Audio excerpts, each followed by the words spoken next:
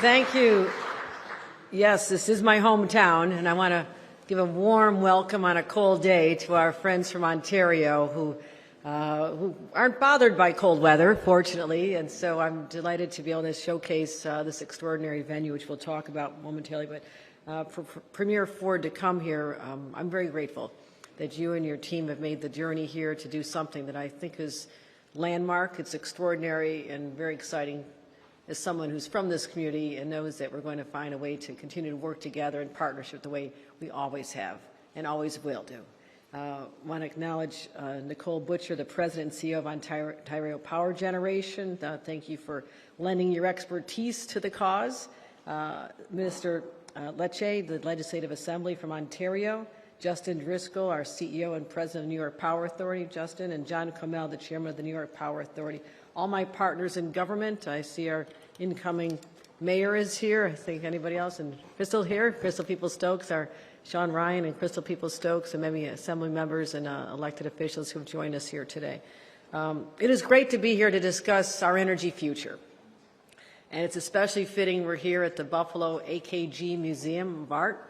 And why I wanted to come here, of any place in the state I could do this, is that I'm reminded that not this building, but the building that you'll see, the older looking building, is from the 1901 era.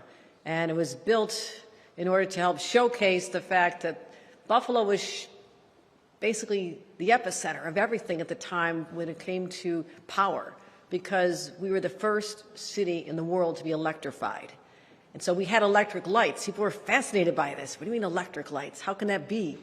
And people came from all over to see this in the entire exhibition. So it was certainly a high point, but a reminder that we can continue energy innovation and how to do power innovation as we venture into this next century again. So Buffalo is known as the City of Light, and actually I would say the museum was built for the exhibition. It wasn't done in time, so it missed the opening, but we still celebrated associated with that as well. But this new building is a reminder of the future, and a reminder that traditions matter. And there's been a long-standing, proud tradition of cooperation between New York and Ontario. This has always been just a neighbor. We've done so much together, and I will just digress and say I'm a boater on Lake Erie. It's one of the most beautiful places in the world, and we stop at many of the ports of call in Canada, Ontario, and just feel that warm embrace of a shared bond that our region brings to all of us. It's not just sports. Go Blue Jays next time. You did very well this year, but also I know you're rooting for the Buffalo Bills, and you come to hockey games and the baseball games in the summertime as well. And but also our culturals, our tourism. You find me in my old life many times up at Niagara-on-the-Lake or strolling around both sides of the falls. And so it's a world-class region. And we need to continue working together to promote these incredible assets, but also the strength of our friendship and relationship, which is enduring. And I'm also reminded we just came off of the bicentennial of the celebration of the Erie Canal, something that was an extraordinary feat of engineering in its time, but also it opened up Canada to New York City. And that connection also was one of the catalysts for explosive growth, opening up the Midwest, Canadian cities, ultimately the Seaway, St. Lawrence Seaway that came through. So we've always been connected through waterways and energy sources as well. And our economies are intertwined. The trade, despite some setbacks, won't go into too much detail there, but we want to make sure that our trade relationship remains trusted. It's a beneficial relationship. We understand that. And I'll acknowledge that there's been some terrible policies that have come out of Washington, coincidentally just in 1 year. And they've been hard to accept as someone who doesn't understand why there's a hostility toward Canada overall, but certainly it shakes us to our core as well, as people who value our friends in Ontario and Quebec particularly as they border our great state. So I don't want those policies to jeopardize the goodwill, the friendship, and we just want to make sure that that we continue doing things that show that collaboration. And as these threats out of Washington come, we're going to stand firm and let people know who our friends are, who we also care about very deeply. So our partnership between New York and Ontario is rock solid, and as long as I'm governor, it's going to stay that way. And so we sat down together. You know, it's about relationships.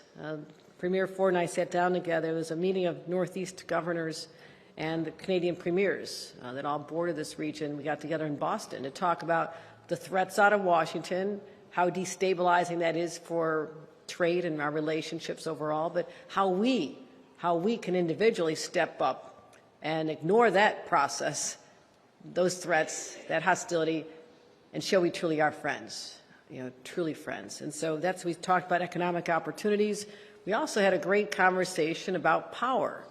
And the Premier spoke with great pride about what is occurring at the Darlington area. We are focusing on small modular reactors, and I was very impressed. And so I wanted to learn more. And I was intrigued with your forward-thinking approach to delivering clean energy for the next generation. And so we focused on how we can stay true to our environmental commitments, which I truly believe in, but also our commitment to ratepayers to keep utility costs affordable, which is not just a buzzword, it is the reality. You know, we as leaders have to focus on reliability, sustainability, and affordability all at the same time. So we found a way together, and that is through nuclear energy. And Ontario is already home to, 17 of 18 nuclear plants operating in Canada, so ahead of your time, and Ontario Power Generation is leading the way in deploying North America's first small modular reactors, which I've been very intrigued with. And the Darlington project, which you'll talk about, is going to be generating 1.2 gigawatts of power. And our conversation also led me to the understanding that Ontario OPG is collaborating with the Tennessee Valley Authority as well. When you said that, I said, well, wait a minute, why are you cooperating with them? I'm right here. So that was another light bulb that went off in my head, like why aren't we also taking advantage of your forward-thinking approach when it comes to power? So today, to cement these conversations just from a few months ago, to add some substance to them, OPG signed a memorandum of understanding with NYPA to work together to share information on the best ways to bring advanced nuclear power to the state of New York. And they'll use their expertise and know-how and be a great resource in our next chapter in our nuclear story. And the timing is perfect because it was last summer I charged NYPA, our executive director and our chairman and others to find a way to bring advanced nuclear power to upstate New York. And this will be the first plant in New York State in over a generation. And I wanted to do this because it's about reliability, affordability, but it's also the thousands of jobs that are created in the process. And I was excited about that prospect as well. And 1 gigawatt of nuclear power can power roughly 1 million homes without adding any carbon to the atmosphere. That's really significant. And it's around the clock. It's every day of the year. It's completely insulated from the threats of rising oil and gas prices. So I believe it can power the industries of tomorrow as we're leaning into, especially here in upstate New York. Micron, $100 billion investment to make semiconductor chips. The largest private sector investment in American history is going on just down the road in Syracuse. Right up the road in Buffalo, University of Buffalo, we have $500 million being invested in Empire AI, artificial intelligence for public good. So we need the power source. We want to do all this. Our ambitions are broad. They're exciting. But we don't power it. It doesn't work. And that's the challenge that we've embraced. And we're moving with great speed. I am very impatient. And I want this to happen. I know there's traditionally been hurdles. Our state has right now 3 nuclear plants operating. They're all up on Lake Ontario. And one is actually the oldest operating nuclear facility in the United States, going strong and safe since 1969. But it's time for us to bring new nuclear technology into the 21st century. I've spoken actually to President Trump about this in the White House and talked about the fact that people aren't embracing nuclear because there's a perception it is a long, arduous process, even a decade, to get approvals, And we gleaned that over 7 of the 10 years it takes to get nuclear approvals are at the federal level. So he has agreed to find ways to approach that with more urgency. We are working closely with the federal administration in this particular area. And I want to make sure that everyone knows that we'll bring down the barriers and the costs. That's important. But also, this is not your grandmother's and your grandfather's nuclear. This is advanced. This is state-of-the-art. This is safe. This is safe. And it has automatic safety systems and enhanced containment and rigorous, very rigorous environmental safeguards. So since the last 6 months when I directed NYPA to build 1 gigawatt of new nuclear capacity, we've moved aggressively to realize that vision. The deadline for requests for information passed just last week, and I'm happy to announce that there are 23 developers who've expressed an interest in developing nuclear project with NYPA. That's extraordinary. That's beyond what I could have imagined. That's a new era for nuclear power in the state of New York. And 8 communities have expressed interest in hosting a plant. Also a very positive development. So what we want to do is make sure we also have the workforce to be able to do all this exciting work. And I've announced $40 million over the next 4 years in new funding for NYPA to launch a specialized nuclear workforce training program with our unions and our universities. So that's how we'll meet the demand, by focusing now on the training required so we have the workforce in place. And we've made some strategic hires at NYPA. Christopher Hansen, the former chair of the U.S. Nuclear Regulatory Commission, was hired as a senior consultant to help us navigate that federal licensing. And I'm sorry I took Todd Josephowski, hired as our Senior Vice President of Nuclear Development, formerly the Project Director at Darlington. But you're already underway, so we need some help, okay? You're good with that? So he'll make sure that just as happening at Darlington, which he'll talk about, is that the constructional process very quickly. So the first phase is being licensed this year. Will be on track and operational. Our goal is to be within 5 years, not 10, but 5 years. And so we're excited about this and bringing a closer relationship. And in a couple minutes, Premier Ford and I will sign a declaration of intent to reaffirm and strengthen our historic bonds. We'll show the world that we have no tolerance for policies that are intended to drive us apart. We look forward to working together through this particular opportunity and many, many more as we focus on the sharing of opportunities and resources and intellect and expertise that will help bolster both of our economies and keep us strong and to keep the lights on. So thank you very much, everyone. Appreciate you joining us. And I'd like to introduce now Premier Doug Ford. Thank you.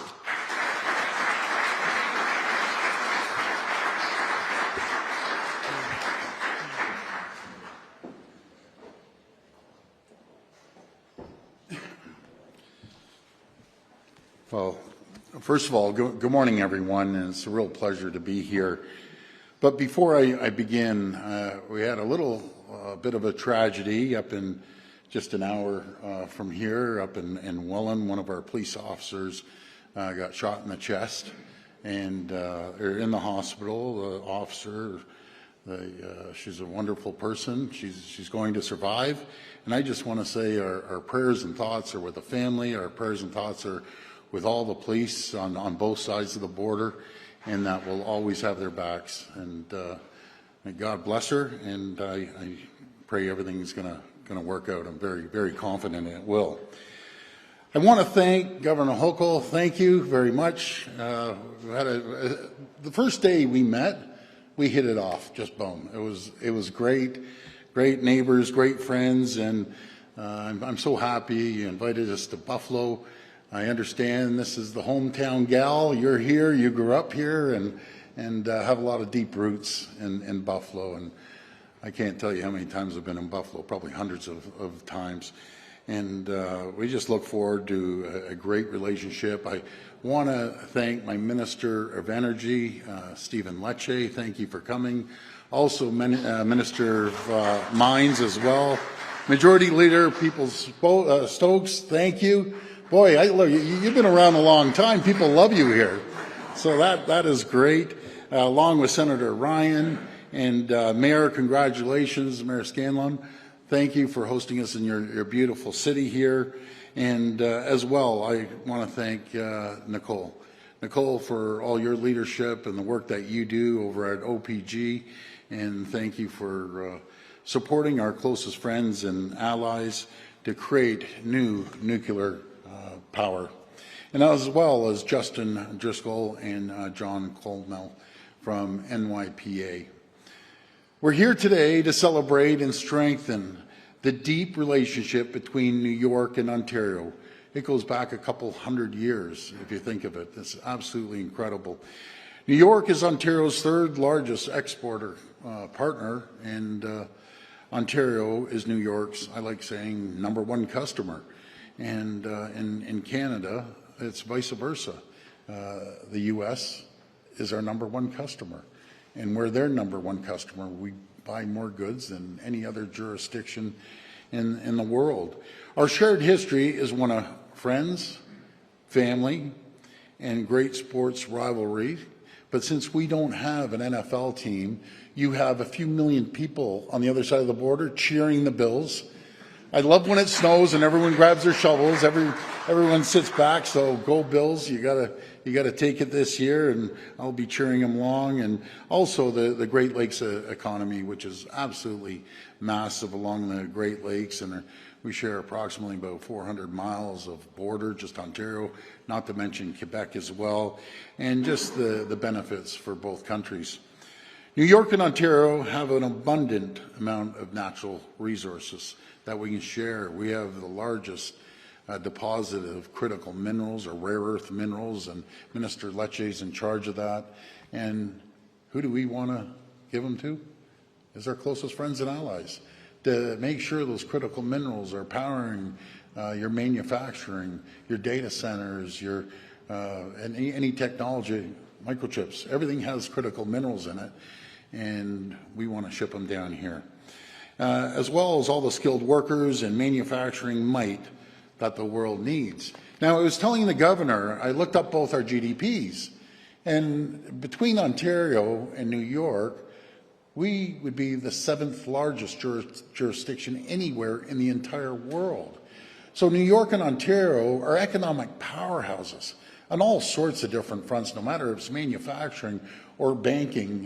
New York is number one financial sector. We're right behind in number 2, and as well as manufacturing and technology and AI and life sciences, and the list keeps going on. But with energy demand, everything needs energy. Ontario is expected to increase up to 90% over the next 25 years. I'm going to put this into perspective. We're building out, we're building new, no matter if it's a small modular reactors or large-scale nuclear, is 16,000 megawatts. Now, a lot of people out there, what's a megawatt and so on? I convert it into homes. So that's enough to power 16 million homes. And who do we want to give our energy to? Our closest friends and allies. No matter if it's New York State or Michigan or Minnesota that we ship power down to, and that really, that's the future. The future is having the energy to power the companies, power the homes, power massive data centers that take a tremendous amount of energy, and we're there for you. And I've always said, and I know I've mentioned this to the governor, just probably 2 hours up the road, we have Darlington there. We have another Bruce Power and Pickering. Bruce Power is the largest nuclear large-scale facility in the world. We're going to be adding on to that as well. So when you look at all of it, if we put everything out there, we'll have, what, 40,000 megawatts, probably a little more than that. We power up everything. For our part, Ontario is building the first small modular reactors in the G7. And we're leading the way at Darlington site, which is just, as I said, a couple hours up the road. We invite you. We invite to share the technology. We're very open. As you said, Governor, we're sharing the technology in a partnership with Tennessee Valley Authority. And I remember you said the same thing when I told you last time. How about us? And absolutely, we're going to be there for the folks of New York. And we're upgrading existing large-scale nuclear as well. across all our nuclear facilities, which is so important, and building the first large-scale nuclear facility in decades. So we have the 3, and then we have a federal 4th, but we're building a 5th one. It's going to be the largest, one of the largest in the entire world. And I agree with yourself, Governor, and I mentioned this to the Prime Minister when I saw him yesterday, that let's cut this red tape, let's cut regulations, let's start moving. Nowadays, around the world, it's faster, quicker, immediate. Because if we don't do it, other countries around the world, be it China or other countries, are going to be building out, and they're going to leave us behind. But I can assure you, with the leadership of Governor Hochul, ourselves, we will never, ever let that happen. We're close friends and the closest allies. For our part, as I was saying over at the Darlington site, we will have you by, and I'd like to see this relationship start immediately. I saw both of you signing the agreement downstairs, so we're gonna sign that as well. And that's why I'm so thrilled to be here today to sign this historic, and I emphasize historic, energy agreement that's never been done before with New York and Ontario. This deal will see Ontario share our world-class expertise in large-scale reactors as well as the small modular reactors with the great state of New York. As part of our deal, Ontario Power Generation and New York Power Authority will work together on developing an implementation of advanced nuclear technology. I always say it's safe, number one, it's clean, it's green, it's reliable, and it's cost affordable for especially the ratepayers here and over in Ontario as well. But before I conclude, I just want to take a few moments to talk about our relationship. You know, I appreciate our relationship between New York and myself and the governor. I consider her a friend. She can pick up the phone anytime, and we'll be chatting on the phone. But first of all, I want to say I love the U.S. Canadians love the U.S., and I know the Americans love Canadians. I spent 20 years of my life in this beautiful country, in our Chicago manufacturing facility, in our New Jersey manufacturing facility, and I've traveled to every single state. And as I always say, my kids basically grew up coming to our Chicago facility and down in Florida. And I just want to say that we need to work together. Protectionism just does not work anywhere in the world. I call it AMCAN Fortress, American Canadian Fortress, that we put a ring around the two countries. We continue trading with our allies around the world, but make our countries the safest, wealthiest, richest, most two prosperous countries in the world.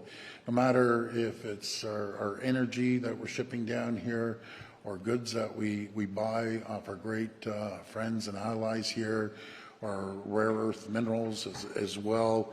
You know, that's a beacon of stability and security, and it sends a message around the world, and together we will prosper, the likes of which two countries have never seen before. When, you know, I always say a tariff on Canada is a tax on the American people. And it's amazing. I talk to governors every day. I just talked to the great governor in North Carolina. I'm here with Governor Hochul. I talk to senators and congressmen and women. The ironic thing is, folks, I talk to both Democrat and Republicans. I have yet to meet a Republican that agrees with President Trump's strategy of going after his closest friends and allies. This does not work. You can't unscramble an egg that's been around for generations. You have to make the omelet larger, and everyone's going to benefit. There'll be more jobs, more security, and both countries are going to thrive like they've never seen before. But folks, I want to welcome everyone to Toronto. I can't wait to take a tour of this stunning art gallery, and I encourage all Ontarians to come and visit this beautiful art gallery, and vice versa. Anyone from New York State, come over to Ontario. Governor, maybe we put a zip line across Niagara Falls. I don't know what. I think we're going to stop at the customs on either end, but we're going to do great things. The Governor and I have also talked about a beautiful area is Niagara here and Niagara over in Ontario. We're going to do great things together, but I just want to say God bless the people of the United States of America and God bless the people of Canada. Thank you so much for having us today. Thank you.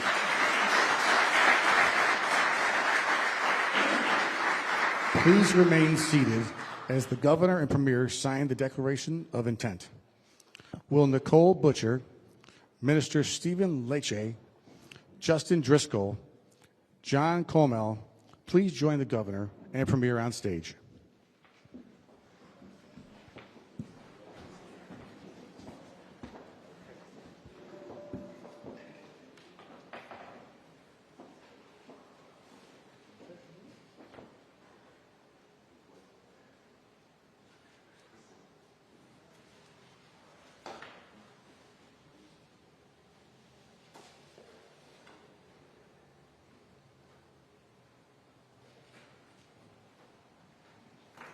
The MOU is signed.